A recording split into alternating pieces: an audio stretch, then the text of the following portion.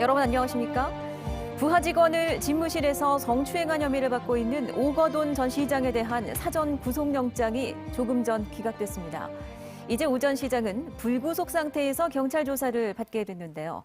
자, 지금 동네경찰서에 취재 기자 나가 있습니다. 자, 류재민 기자, 영장이 기각됐다고요?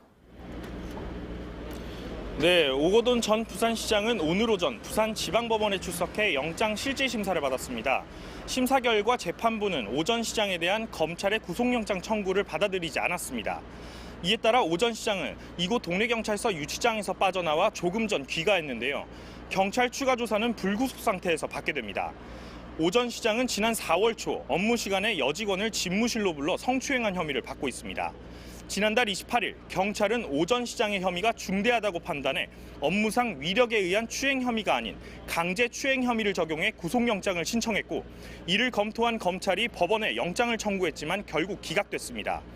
오 전 시장 측은 신문에서 입이 10개라도 할 말이 없다며 혐의를 대부분 시인했지만 어떤 성추행을 저질렀는지 구체적인 혐의 내용에 대해선 모두 기억나지 않는다고 답한 것으로 전해졌습니다. 오 전 시장은 컴퓨터 비밀번호가 바뀌어 로그인이 안 된다며 피해자를 집무실로 부른 것으로 드러났습니다. 오 전 시장은 한때 혈압이 오르고 가슴이 답답하다며 병원 치료를 요구해 인근 병원으로 우송돼 약을 처방받고 복귀하기도 했습니다.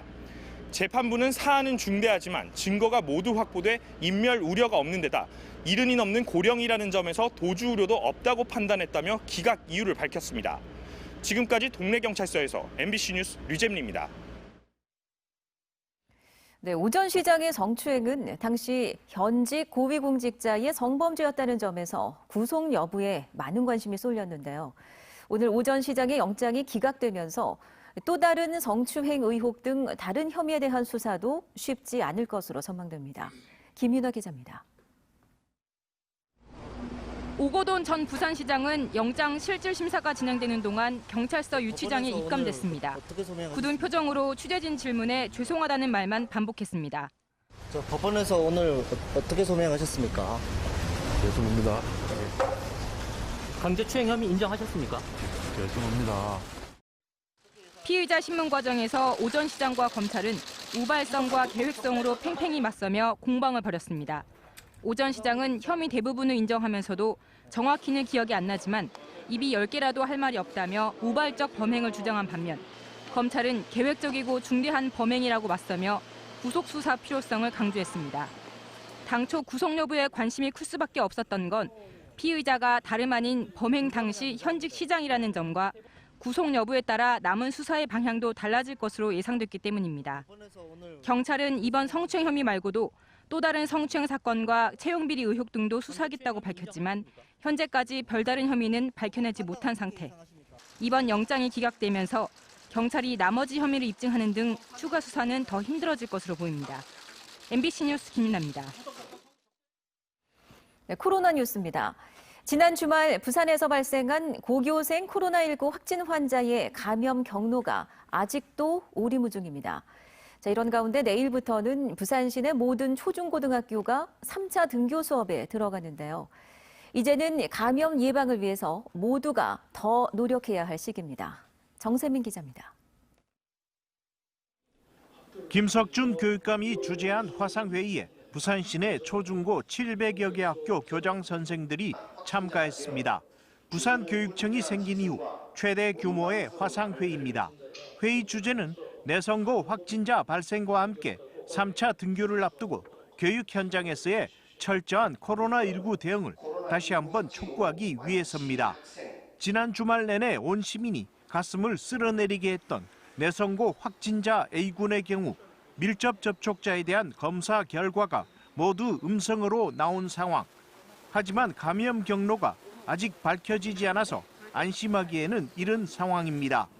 특히 A군의 친구, B군이 다니는 인근의 고등학교는 하루 동안 학교 문을 닫고 종일 방역과 소독을 하며 온갖 소문에 시달려야 했습니다. 인근 학교 코로나19 확진자와 접촉한 본교 학생이 음성으로 판정을 받았지만 비상대책회의를 여러 차례 거듭한 결과 철저한 방역 차원에서 어제 하루 원격 수업을 했고 모든 대책 수립을 해서 오늘부터 등교 수업 중입니다. 인근 학교 구성원으로까지 불안 심리가 확산되자 부산교육청은 내성고 3학년 학생과 교직원 전원을 대상으로 전수조사를 실시했고 검사 결과 모두 음성으로 나왔습니다. 교육청은 이에 따라 학원과 PC방, 노래방 등 방과 후 학생들이 자주 모이는 곳에 대한 관리 감독을 촉구하고 나섰습니다. 문제는 학교 밖에서 우리 학생들이 PC방이나 노래방 이런 다중 이용 시설에 가면 감염 위험이 굉장히 높은데 이 부분은 학교가 일일이 다 관리하기가 어렵습니다. 학부모님들께서 특별히 관심 가지고 잘 지도해 주시기를 부탁드립니다. 한편 부산에서는 내일 3차 등교 수업이 예정돼 있어 고등학교 1학년과 중학교 1학년, 초등학교 3, 4학년의 등교 수업이 시작됩니다. 부산 지역 고교생 확진자 A군의 감염 경로가 아직 밝혀지지 않은 상황에서 이제는 학교는 물론 각 가정과 사회에서의 관심과 협조가 더욱 필요한 시점입니다. MBC 뉴스 정세민입니다. 이달 말 김해공항 확장안, 즉 김해 신공항에 대한 최종 검증 결과 발표를 앞두고 다음 주 보고서 초안이 나올 예정입니다. 여러 쟁점 가운데 안전성 여부가 핵심이 될 전망인데요. 장애물과 충돌하는 기존 시뮬레이션 결과를 뒤집으려는 국토교통부 시도까지 더해져서 결과는 그야말로 안개 속입니다. 황재실 기자입니다. 국무총리실이 주관하는 김해공항 확장안, 즉 김해 신공항 검증은 4개 쟁점, 22개 세부 검증 항목으로 이루어지는데 이 가운데 안전성 문제가 핵심입니다. 지난달 시뮬레이션 검증에서 대형기가 착륙 실패 뒤 재이륙하게 될 경우 기체 결함이 발생하면 금정산과 충돌한다는 충격적인 결과가 나왔습니다. 하지만 김해 신공항을 고수하는 국토부는 이례적으로 한 번 수정한 비행 절차를 또 수정해 시뮬레이션 재검증을 요구했고 총리실이 이를 받아들였습니다.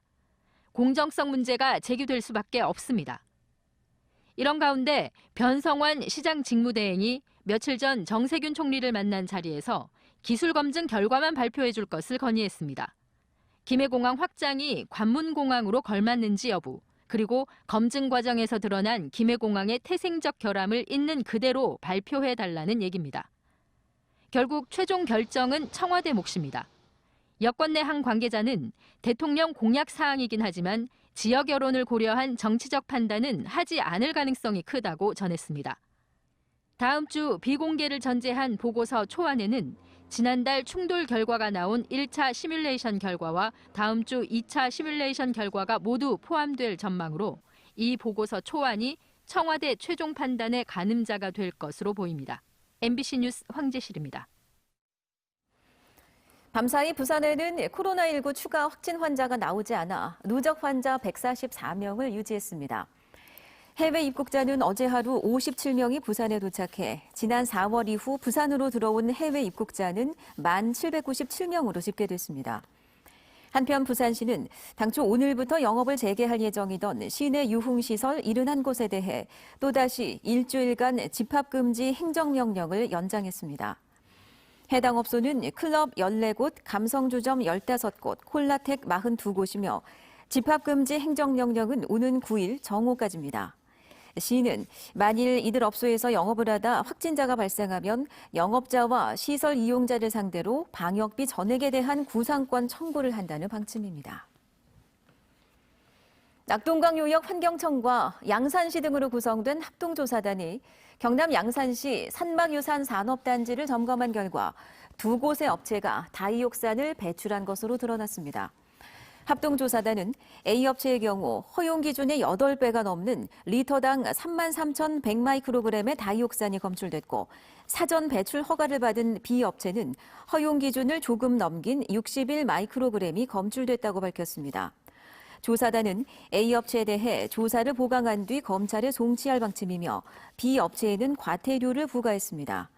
지난달 초 낙동강 하류와 양산 물금 취수장에서 발암물질인 다이옥산이 일부 검출됐고 합동조사단이 지난달 22일부터 27일까지 27곳의 업체를 조사해왔습니다. 제1회 부산시 인구정책위원회가 오늘 부산시청에서 열렸습니다. 인구정책위원회는 부산시 인구정책 기본조례를 근거로 올해 처음 설치됐으며 오늘 회의에서는 부산 지역의 인구 감소에 따른 대책으로 일하기 좋은 도시 조성과 아이 키우기 좋은 행복도시 조성 등의 인구 활력 종합정책이 발표됐습니다. 부산의 인구는 지난 1995년 388만 명을 정점으로 현재 341만 명까지 감소한 상황이며 2030년대 후반기에는 300만 명이 붕괴될 것으로 전망됩니다.